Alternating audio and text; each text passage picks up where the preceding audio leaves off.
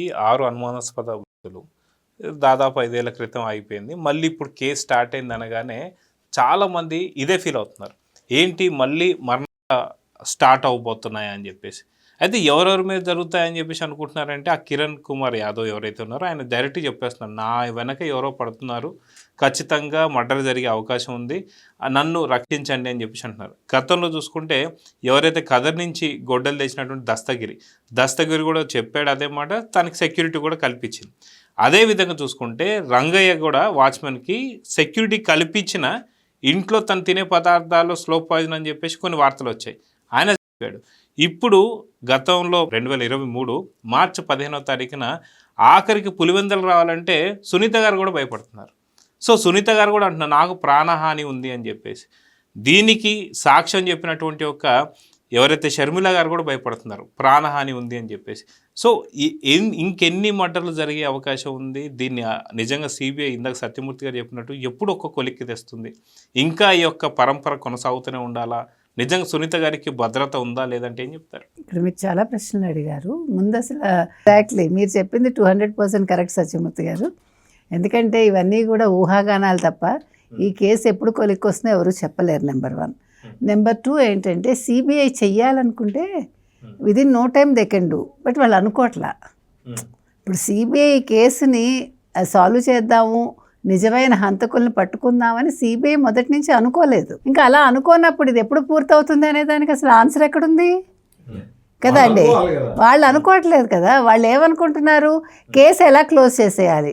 సరే ఎవరు చచ్చిపోతే మనకేంటి, మొత్తం అందరూ అంటే ఇందులో ఇన్వాల్వ్ అయిన వాళ్ళు మీరు ఇందాక అన్నట్టుగా సాక్షులు అందరూ చచ్చిపోయినా కూడా సిబిఐ అలాగే ఉంటుంది నిర్లిప్తంగా హ్యాపీగా.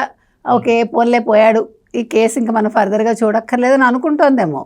మీరు అన్నారు దస్తగిరికి సెక్యూరిటీ ఇచ్చారు, ఇప్పుడు కిరణ్ కుమార్ యాదవ్కి సెక్యూరిటీ ఇస్తారు. ఇవన్నీ కాదండి.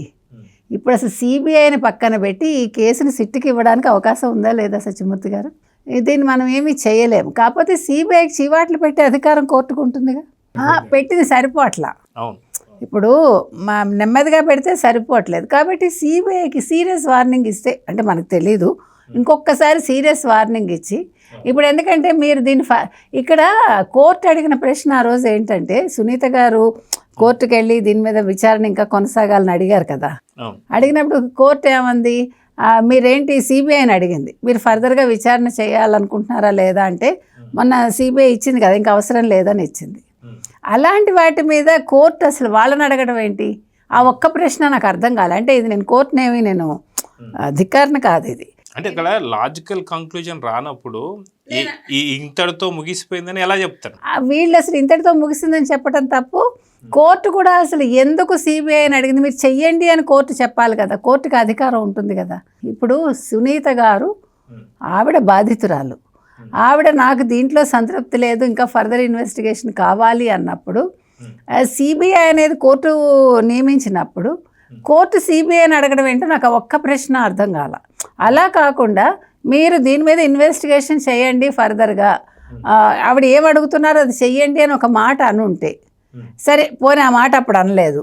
ఇప్పుడు మళ్ళీ ఫర్దర్గా దీని మీద ఒక దృష్టి పెడితే కోర్టు బాగుంటుందా అనేది నా ప్రశ్న. ఎందుకంటే నేను ఒక లే పర్సన్గా అడుగుతున్నా.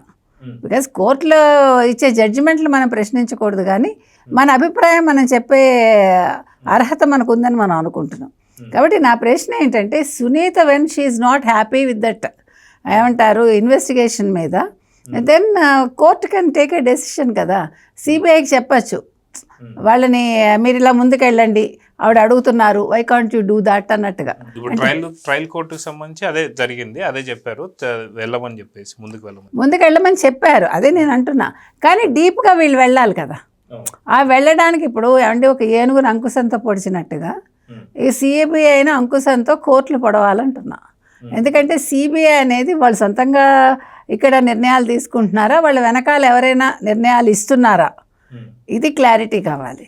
ఇప్పుడు నాకు ఇక్కడ ఇంకొకటి అర్థం కాని విషయం ఏంటంటే, మనం ఇంత టెక్నికల్గా మనం ముందుకెళ్తున్నాము, మనం అంతా ఎడ్యుకేటెడ్ ఇవన్నీ అయినప్పుడు ఒక కేసు ఇన్ని సంవత్సరాలు ఎందుకు వెళ్ళాలి? రెండోది అసలు సిబిఐ మీద నిఘా పెట్టచ్చా పెట్టకూడదు? నేను అడుగుతున్నది అది. ఎందుకంటే why they are delaying it, అసలు వాళ్ళ వెనకాల ఎవరున్నారు, వాళ్ళు ఎవరితో ఫోన్లు మాట్లాడుతున్నారు, ఇలాంటి విషయాలు అసలు పరిశీలించకూడదా, అలాంటి ఇన్వెస్టిగేషన్స్ చేయకూడదా అంటే నా సందేహం ఇది. ఎందుకంటే ఈ కేసులో అన్నీ మనకి లూప్ హోల్సే కనిపిస్తున్నాయి. Please subscribe to Leo News for more videos.